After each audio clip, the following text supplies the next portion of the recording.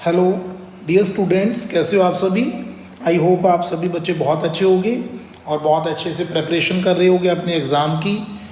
तो dear students, जैसे कि आपको पता है कि हमने एनसीईआरटी बुक जो आपकी मैथमेटिक्स की है उसके साथ साथ हमने एनसीईआरटी एग्जाम्पलर को भी स्टार्ट किया हुआ है। और जो एनसीईआरटी एग्जाम्पलर है उसमें हमने हर चैप्टर की टारगेट रखा हुआ है कि हमने मल्टीपल चॉइस क्वेश्चंस करने हैं। तो मल्टीपल चॉइस क्वेश्चंस आप मेरे साथ साथ कर रहे हो और मुझे भी बहुत अच्छा फील होता है। तो एनसीईआरटी एग्जाम्पलर में कल की वीडियो में हमने चैप्टर नंबर जो आपका 4 है क्वाड्रेटिक इक्वेशन, उसकी एक्सरसाइज 4.1 उसके फर्स्ट 5 क्वेश्चंस हमने बच्चों कंप्लीट कर लिए थे।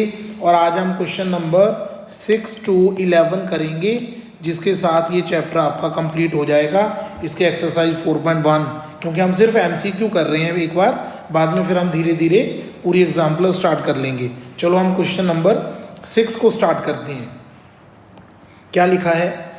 Value of k for which the quadratic equation 2x² minus kx plus k is equal to 0 has real roots. Real roots के लिए क्या होता है, सॉरी इक्वल रूट्स, मैंने रियल बोल दिया, इक्वल रूट्स कहा है। तो इक्वल रूट्स के लिए जो आपका डिस्क्रिमिनेंट है वो 0 होता है। डिस्क्रिमिनेंट आपका होता है b² minus 4ac is equal to 0। b आपका आ गया माइनस k², क्योंकि जो x का कॉफिशेंट होता है वो b होता है, x² का जो कॉफिशेंट होता है वो a होता है, और जो लास्ट टर्म है आपकी दैट इज c।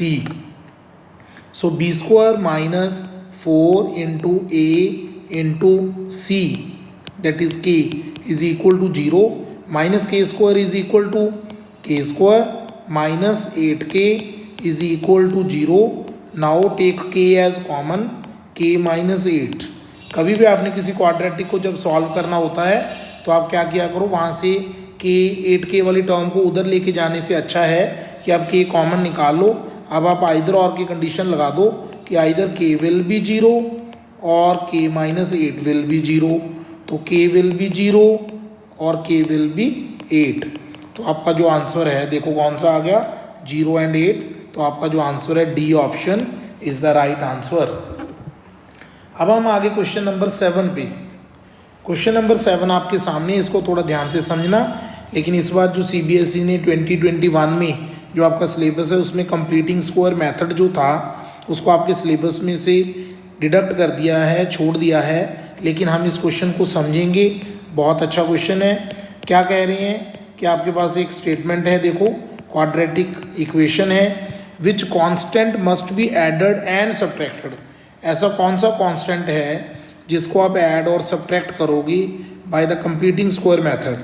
देखो सबसे पहले जो 9x² है इसको मैं लिख सकता हूँ 3x का होल स्क्वायर, और जो 3x/4 वाली टर्म है इसको मैं लिख सकता हूँ 3x into 1/4 minus √2 is equal to 0। अब आपने क्या करना है, देखो आपको एक आइडेंटिटी पता है कि a plus B whole square की आइडेंटिटी होती है that is a² plus 2ab plus b²। ये हमारी एक आइडेंटिटी है। अब देखो जो 3x है उसको मैं a मान लेता हूँ, let 3x is equal to a। तो मेरी ये a² वाली टर्म बन गई a², क्योंकि जो 3x का होल स्क्वायर था उसको मैंने a² लिख लिया। और ये दूसरी टर्म आपकी होती है 2ab, ये देखो 2ab। तो इसको मैं ऐसे लिख दूँ, a तो 3x ही हो गया है ना, 2ab। 2 अगर मैं यहाँ पे मल्टीप्लाई कर रहा हूँ तो आगे 1/4 था, तो मुझे 2 से इसको डिवाइड भी करना पड़ेगा। अब ये स्टेप थोड़ा सा समझने वाला है। देखो जब आपने 2ab बनाना है, अब जो आपका 3x था यहाँ पे क्वेश्चन में, तो यहाँ पे उसको तो मैंने a लिख दिया, लेकिन हमारी टर्म कौन सी होती है, हमारी टर्म होती है 2ab। तो 2ab 2 से मैंने मल्टीप्लाई किया।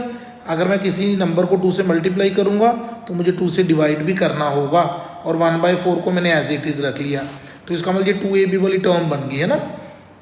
तो साथ में आना था b², इसका मतलब ये हो गया 2a, ये हो गया आपका b।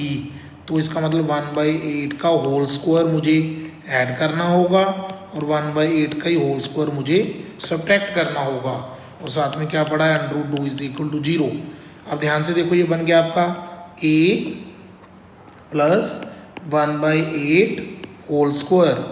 अगर आप इसको अभी ओपन करोगे तो ये बनेगा a square plus 2 into a into b plus 1/8 whole square.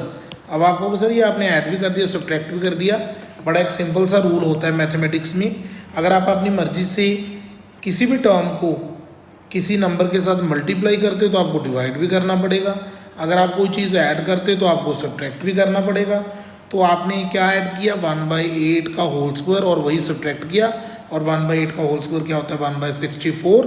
तो आपका जो आंसर है वो कौन सा आ गया, ऑप्शन बी, ये रहा ऑप्शन बी जो है वो आपका आंसर आ गया। अब हम आगे क्वेश्चन नंबर 8 पे, क्वेश्चन नंबर 8 को हम ध्यान से देखेंगे। आपके पास एक क्वाड्रेटिक इक्वेशन है 2x² minus root 5x plus 1 is equal to 0। अब आपने नेचर ऑफ रूट्स बतानी है। सबसे पहले आप d निकाल दो बस, b² माइनस 4ac, b² हो गया आपका minus root 5 whole square minus 4 into a into C, minus root 5 का स्क्वायर 5 हो गया माइनस 8 हो गया, तो यहाँ पे आ गया -3। इसका मतलब no real roots, no real roots. तो आपका जो आंसर है वो कौन सा आ गया, सी ऑप्शन आ गया।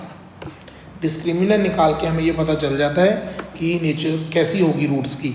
और आपको पता है कि अगर d 0 से बड़ा आ जाए तो रूट्स क्या होते हैं, रियल एंड अनइक्वल।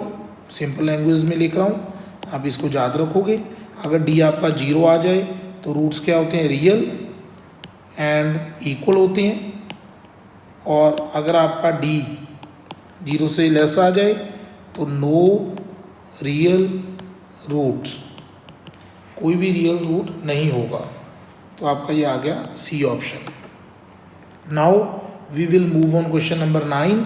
अब इसमें पूछा है कि ऐसी कौन सी इनमें से इक्वेशन है जिसके रियल रूट्स होंगे। तो इसमें बच्चों आपको क्या करना होगा, हर इक्वेशन में आपको d फाइंड करना होगा।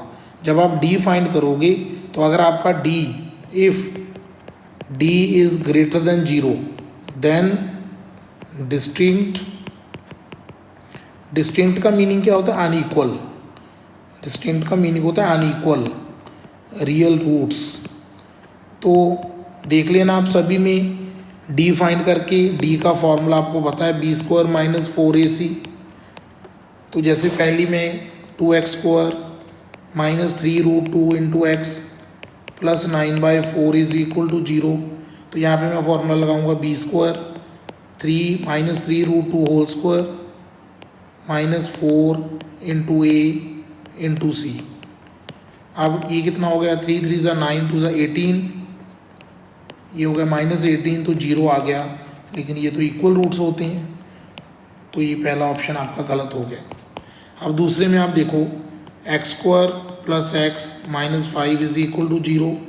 d का फॉर्मूला लगाओ b² minus 4 into a into C minus 5 है, तो 1 प्लस 20 हो गया 21, ये प्लस आ गया।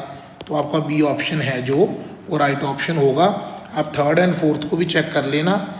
जो आपका थर्ड एंड फोर्थ होगा उसमें भी आप देखोगे कि जो आपका डी है या तो वो 0 आएगा और या वो पॉजिटिव आएगा, सॉरी नेगेटिव आएगा। हमें क्या पूछा उन्होंने, डिस्टिंक्ट इक्वल रूट चाहिए हमें, तो इसके लिए डी पॉजिटिव होना चाहिए और वो सिर्फ बी ऑप्शन में ही आएगा। Now we will move on question number 10। तो आपका क्वेश्चन नंबर 10 आपके सामने है। इसमें पूछने नो रियल रूट, तो इसका मतलब डी आपका क्या आना चाहिए, 0 से कम आना चाहिए। D should be less than 0। तो फर्स्ट में मैं डायरेक्ट फार्मूला लगा रहा हूँ फर्स्ट इक्वेशन के लिए, b² मीन्स -4 का square minus 4 into a into सी। तो यहाँ पे हो गया 16 माइनस 12 इंटू रूट 2। अब जो आपका रूट 2 होता है दैट इज़ 1.41, ये होता है अप्रॉक्सीमेट। तो इसमें आप देखोगे कि जो आपका जो आंसर है वो लगभग आपका 16 से यहाँ पे ज़्यादा हो जाएगा, तो आपका आंसर यहाँ नेगेटिव आएगा। तो मुझे लगता है इसका जो आंसर है वो ए ऑप्शन ही आएगा। हम सेकंड इक्वेशन के लिए भी डी निकाल के देख लेते हैं, b² minus 4 into a into C.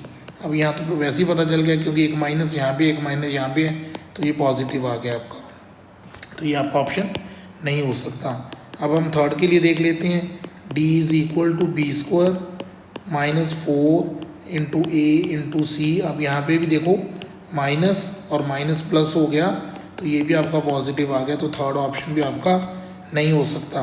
Fourth में हम देखते हैं बी स्क्वायर मीन्स 4√3 का होल स्क्वायर माइनस 4 इंटू ए आपका है 3 इंटू सी, तो ये हो गया आपका 4 4 जो 16 48 माइनस 48, तो जीरो आ गया, ये भी नहीं हो सकता। तो इसका मतलब जो आपका फर्स्ट ऑप्शन है उसमें आपका जो डी है वो जीरो से कम आएगा, तो इसका मतलब उसमें नो रियल रूट्स वाली कंडीशन सेटिस्फाई होगी। तो ये आपका सोल्यूशन था क्वेश्चन नंबर 10 का। Now we will move on question number 11। अब क्वेश्चन नंबर 11 देखने में कई बच्चों को लगता है कि सर ये तो बहुत मुश्किल है, लेकिन इतना मुश्किल नहीं है।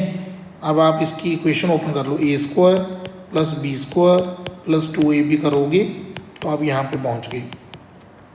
तो x raise to power 4 plus 1 plus x square is equal to 0। तो अब आप यहाँ पे लेट कर लो, एक्स स्क्वायर को आप वाई मान लो, तो एक्स स्क्वायर का स्क्वायर कितना हो जाएगा, वाई स्क्वायर, मीन्स x4 कितना हो गया आपका वाई स्क्वायर। तो जो आपकी फर्स्ट इक्वेशन है वो किस में कन्वर्ट होगी, Y square plus 1 plus Y is equal to 0।